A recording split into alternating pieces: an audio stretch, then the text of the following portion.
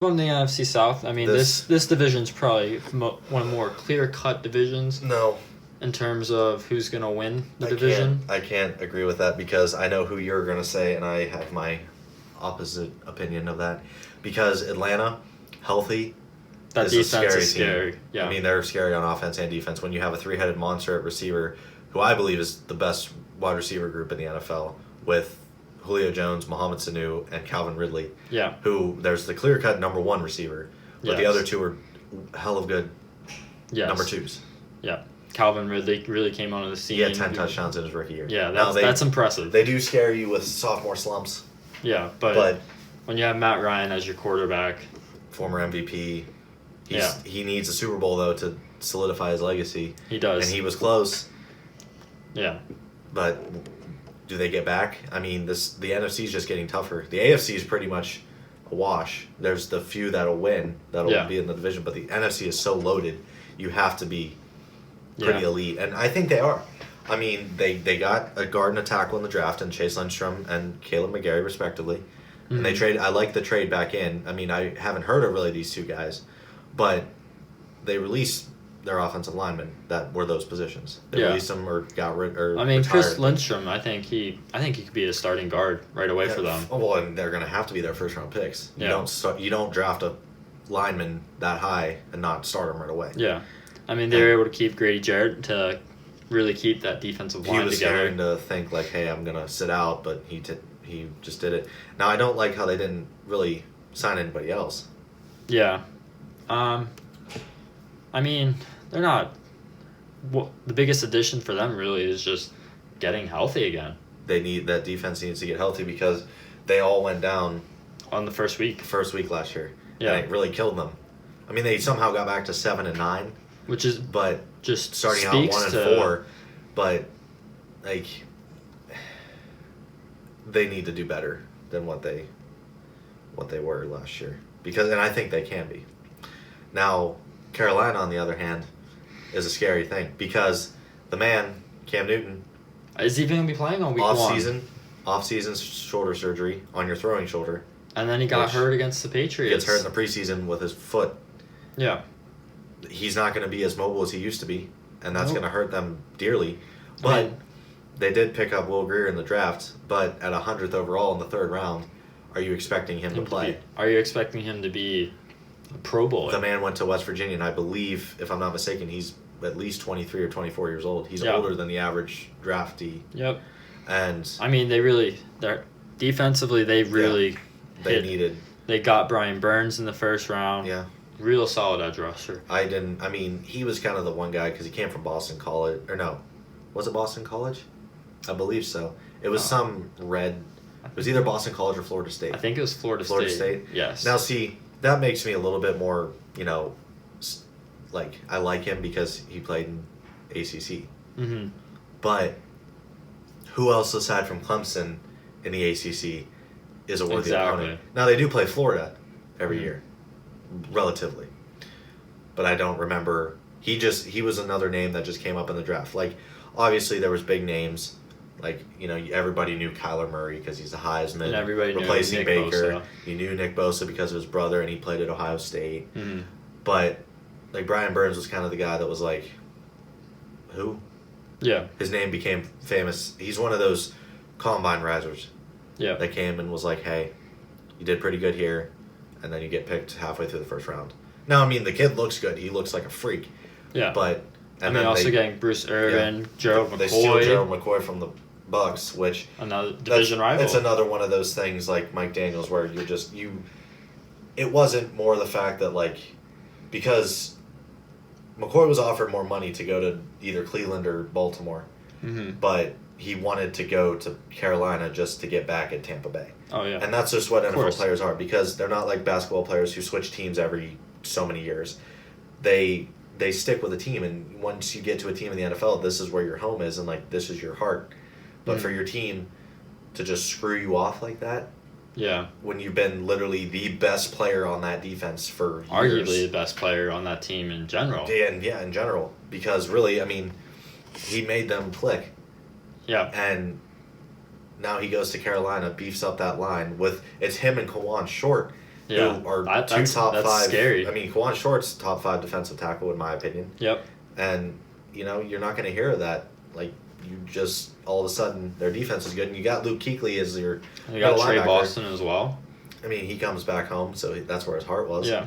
I mean, their corners are a little, iffy, but they can cover. But when you got Luke Kuechly in the middle of the field, who's going to call out the play, yeah, you already know. You're going to be fine. Let's move on to the Saints. This is my pick to win the division, New Orleans Saints. They did absolutely nothing in free agency. Max Unger retired, which was the heart of the Jimmy Graham trade back when, and now they needed a center, and that's what they did with their first pick, which didn't come until 48th overall. Yeah. So, they needed that. They needed him. And, Chauncey Gardner-Johnson, they really... was safety really an important thing? It's a 4th-round pick, so it's not a reach. He's a good player. I think he could have been a 2nd-round pick, in my personal True, opinion. but with Von Bell and Williams back there, he's not going to start. No, but he could be a good rotational guy for them. Which that's all they really need because they didn't lose anybody. Exactly. They lost Mark Ingram. You also have Cameron Jordan on that defense, Lattimore. Your secondary is already good. Your defense is fine. Offense with Drew Brees, Hall of Famer. Michael First ballot Thomas. Hall of Famer. Yeah. Alvin Kamara. Yeah. You're going to be fine. You're set. You're not... The only thing that they're going to have to worry about is shootouts because their offense is going to score points. Brees doesn't not score points. Even in his 8 and 8 years, he was scoring tons of points. Yeah. NFL history leader in passing yards. Yep. And he's still playing. Yeah. He's going to probably catch somebody in passing touchdowns if he hasn't already. I think he's at least close enough, maybe within another maybe 30, 10, 20, 30, yeah. Another 30 this year, and, he's going to be right there. Yeah. So that offense is going to score points if McCoy can hike the ball correctly. Yeah. Which, being a 2nd-round pick, I'm sure he can. Yeah. And, now we get to the bottom Tampa feeder. Bay. Yeah, Devin White, he's a freak. He's a real freak of an athlete. He's he's not going to be a game changer. You have him and Levante David as your linebackers now, and Deion Buchanan, who they signed from Arizona. But I like the hiring of Bruce Arians. I do. What is this team? What? Well, you got Jameis. Are they going to be going with Jameis Winston after this year? That's what everybody's wondering because, hey, is he worth it? Is he worth being the starter? Yeah. My biggest question mark, why did you pay Ndamukong Suh? It's a 1-year deal, I thought. Even still, you needed to replace McCoy with somebody, but you're going to be a bad team. Yeah, but there's no hope with that team. It's Florida living. You get some of these guys. Deion Buchanan came from Arizona. He doesn't really know what winning is.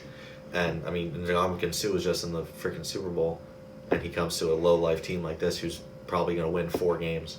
Yeah. Unless Bruce Arians completely transforms Jameis Winston because he's projected as the quarterback whisperer. He made Ben Roethlisberger who he is today. Mm-hmm. But I just don't think this is really it for Winston. This is his last chance. If he doesn't, he shouldn't get a new contract, and he might be searching for a new team come 2020. Yeah, but this team, there's no hope for them. I like Devin White for the future. They're going to be a bottom feeder in the league. But, not even being a bias here again, but I think Bush would have been a better pick.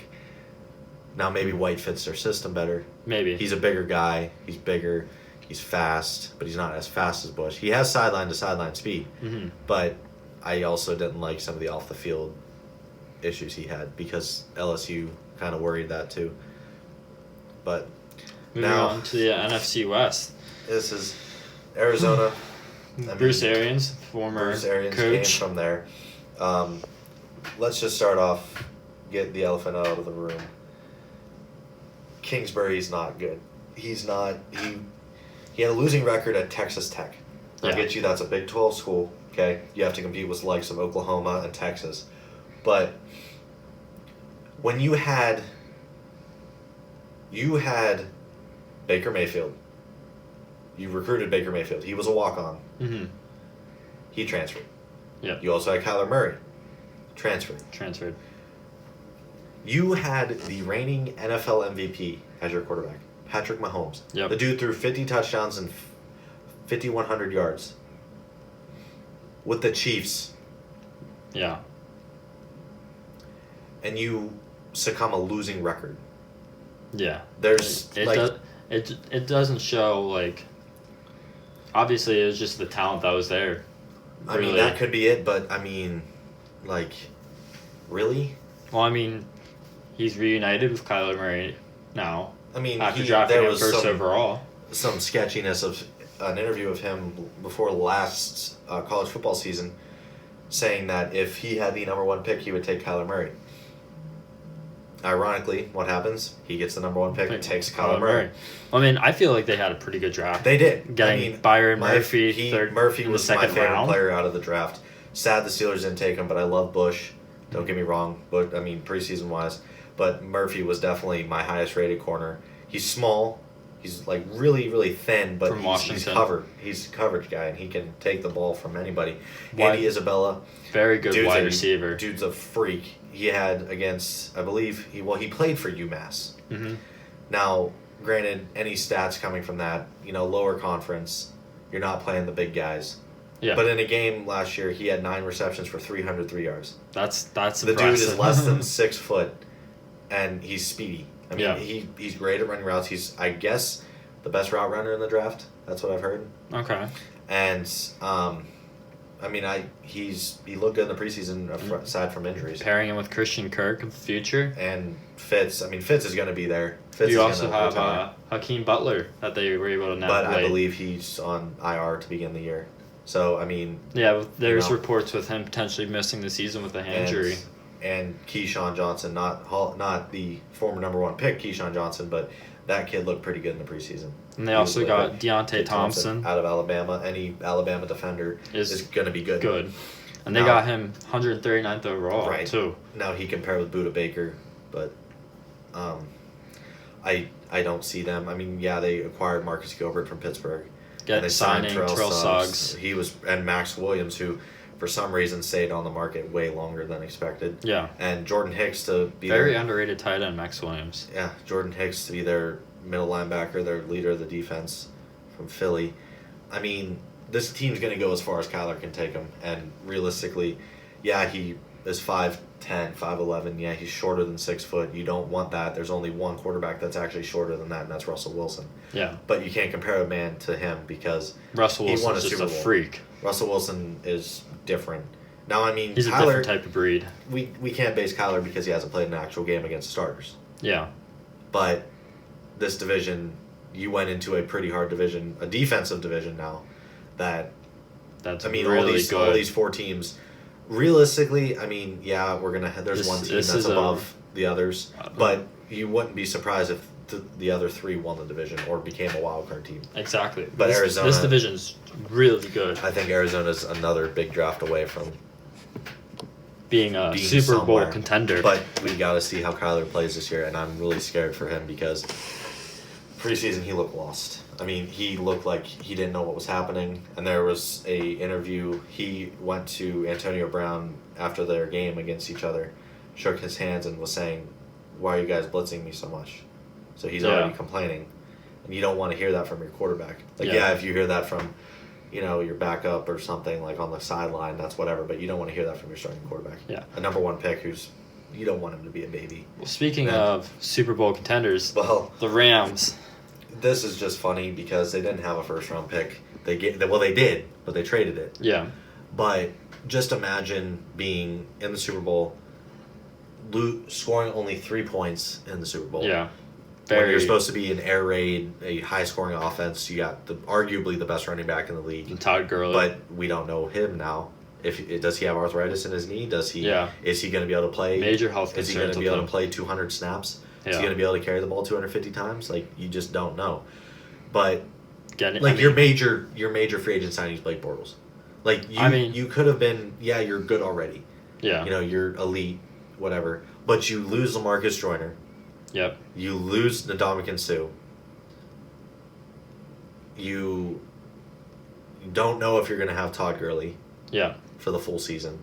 You lose his backup in C.J. Anderson, who played great for you in the playoffs. And you go out and sign Blake Bortles, who hasn't proven himself whatsoever to be your backup quarterback. No, and you also signed Clay Matthews, who's in the best years are way behind him. Yeah, back end of his career. He just came home though. Yeah, because he went to USC. He's coming home. I mean, I'm a big fan of their first pick, Taylor Rapp, and real good safety. And Darrell Henderson is apparently going to be their bell cow now if Gurley can't go full go. And I'm really scared for him because, I mean, the dude's he's a generational talent, running back position. Oh yeah, he's an fantasy animal. Star. Whatever you want to say about him, there's no bad word about Todd Gurley. But with also having a knee injury in college, that's what's scary. There's concerns. It's really scary. Major concerns there. But realistically, I see them not creaming this division, not like whooping it, but they'll probably win the division. They'll wrap it up week 15. I see this team as like a 13-3 type team. I mean, realistically, yeah. I mean, again, this is another team where like your quarterback's going to take you as far as you can go because Aaron Donald is by far and away the best player in the league. Oh, he's physically. There's not a specimen that can come close to him. Not in any sport except for maybe LeBron. Yeah. But this man is just a different breed, and he was picked 14th overall. Like you think like that draft class, the top 5 picks all changed teams, and this man was taken 14. Well, I mean, let's go into the 49ers. This team, when healthy, could be a really good team.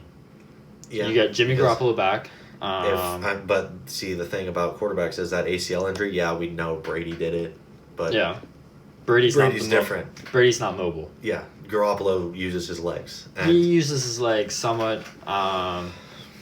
Really, he tends to be more of a pocket passer than a scrambler. I could agree with that, but I mean, they got defense. They got Quan Alexander, who was a very really good player, tackler, and they traded for D Ford, which.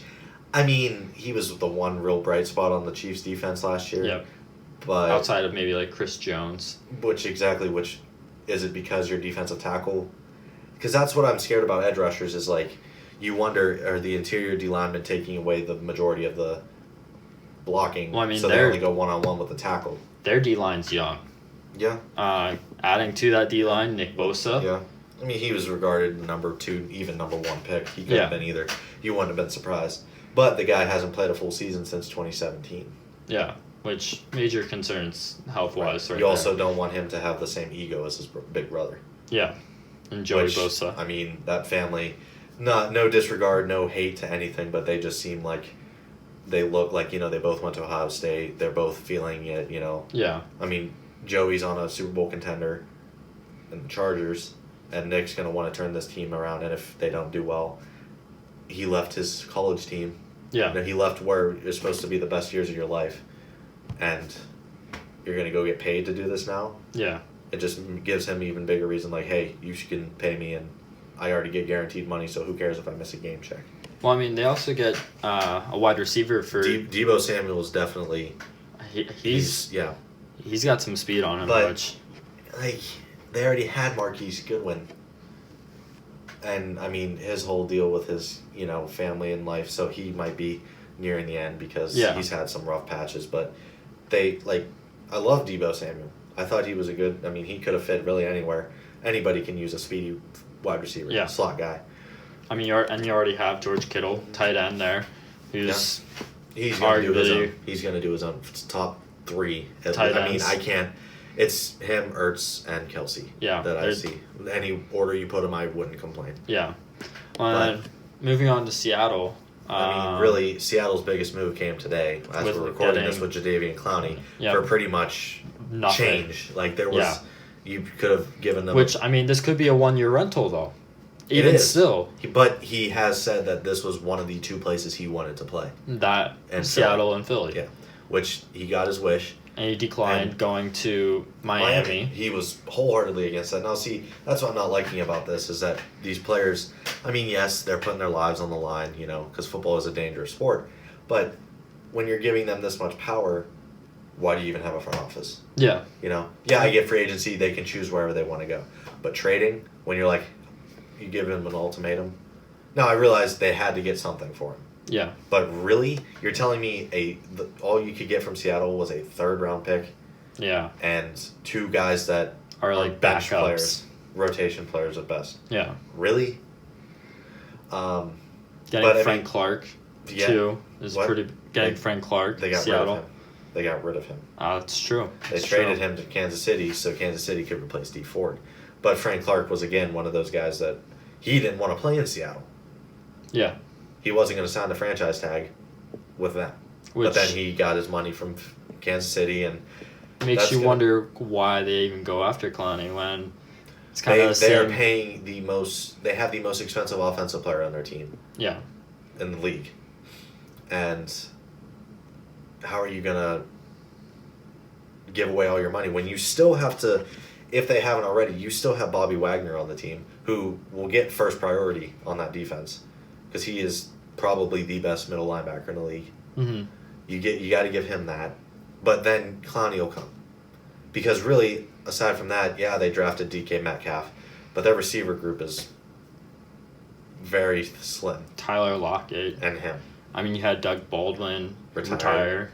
You had Jermaine Kearse, got rid of him. Yep. Like, you're losing everybody. But I mean, DK Metcalf though, he's not a route runner. He's a freak of an athlete though. Right, he's gonna win the 50-50 bowl, but he's not. No. He's not gonna have crisp routes. No, whatsoever. But Russell Wilson can get it to him. Yeah. And that's all that matters. Well, really, they got Jason Myers. That's a good, because they have had poor kicking issues. And Ziggy Ansah to pair with Clowney. Could be a really good. Could be good. Could be a really good defensive line. Like I said, they also have Bobby Wagner, so they're, if the running back or whatever gets past those two, yeah, Bobby Wagner's right there cleaning up. You're done. But I mean, with this division in general, it's real tough. It's tough.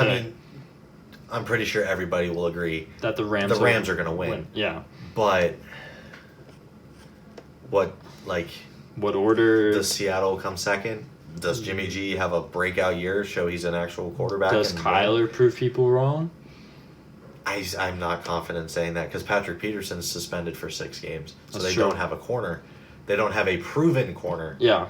Because you got Byron Murphy, but he's not proven yet in the league. And you also get Bryce Alford from Atlanta to come over. But he had, his career highlight was that pick 6 in the Super Bowl. Yeah. He's good at taking picks back to the house, because he has 2, I believe. One was to win the game, the other was to just give Brady a bigger reason to come back. But, this is the Rams division to lose. Yeah. Now, what I want to do now is say, okay, we have our division winners, whether we agree with it or not. We want to kind of just give a sense of where we see each team. Okay. Because, in my humble opinion, the Rams get the first seed. Yep, I can agree with you. You said they were going 14-2, which that's a little bit of a stretch. If Gurley can stay healthy, that's a big if. It's a big if, but if Gurley is healthy for the full season, I see 14-2 with this team. Which isn't too far of a reach for them, but I don't see either conference going 14-2, 15-1, 16-0. I say both. There's too much. At least in the NFC. Yeah. It's not. Now maybe the AFC, maybe one team will go above and beyond and get maybe 14 like the Patriots, just Chiefs, because the rest of the division is just and then crapshoot. Mahomes will have a breakout season again. Yeah. But nonetheless, Rams are getting first seed. And relatively, I think they win it by a game. I don't think it's tied. I don't think they need a tiebreaker. I think the second seed is going to be coming out second of seed the South. Yeah. And either Atlanta or the Saints. Yeah. I can't disagree with you there. And then the third seed will be out of the East. Yep. With either Philly or Dallas. But I want to say Philly. I'll have to agree with Philly. For now, Philly, because Dallas feels like it's too much inner turmoil. And with the Zeke situation. Now, regardless, they get a deal done and he's happy. Okay. Still. But you still got 2 other guys you have to pay. Yep. And if you pay your running back first ahead of your quarterback, then Dak might take that, but he seems like too humble of a guy not to. Yeah. But then Amari Cooper, exactly. He could be like, hey, listen. But I see Philly. I think Wentz is better than Dak. Oh, for sure. Wentz is far and away better than Dak. It's just Wentz has to stay healthy. Which can he? And if he gets hurt again, you don't have Foles. Yep. But you have Nate Sudfeld, which was rumored in trade rumors to going to Indianapolis. But you just got to see if he stays healthy, they're going to be a very scary team. Yeah. And my pick for the North is the Chicago. Bears. And then, honestly, my wild card teams, whoever doesn't win the division in the South is going to get wild card 1. And whoever doesn't win the division in the East is going to get wild card 2. It's pretty much settled because, I mean, it's hard to keep Seattle out of the playoff. It is. It really is. But, I mean, they'll be the 7th. But the issue with them is that their division's a little bit more harder. Yeah. Whereas so you're seeing at least 2 losses in the division to the Rams. Yeah. And maybe 1 to a different team. Whereas if you're the Eagles and the Cowboys, you're playing the Giants and Redskins. Giants and Redskins. You know you are. No, I mean, the Giants always seem to play both. The Redskins always seem to play both teams tough. Because the Redskins usually steal a game from Dallas. You never see one team sweep it. I mean, at least my opinion. They always play on Thanksgiving, and it's usually a tough game. Yeah. But, yeah, I mean, I can't agree. Now, maybe I can't disagree. I mean, but, like, regardless order, but, like, that's just what we see. As of now, with cuts, the deadline being only... While we're recording this, only half hour away. Yeah, because and nothing has been that severe yet. I mean, LaShawn McCoy, but that's AFC. Yeah. So. But I mean, maybe that's a potential Todd Gurley replacement. Yeah, but I see him going other places. But I really do. Well, next episode we're going to be talking AFC. Recapping all the big moves going on. Anything else? And then, I mean, we want to do that, get our playoffs set, but not really. And we'll come back to it, maybe halfway through the season. Yeah. And then we'll do it again. We'll see how we did at the end of the season, and we'll cover that from there. But,